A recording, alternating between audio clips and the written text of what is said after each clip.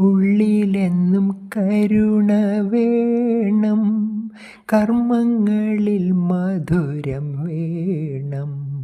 ഉള്ളിലെന്നും കരുണ വേണം, കർമ്മങ്ങളിൽ മധുരം വേണം. എങ്കിൽ മനുഷ്യത്വം വിളമ്പാം, ആരുടെയും വിശപ്പകറ്റാം.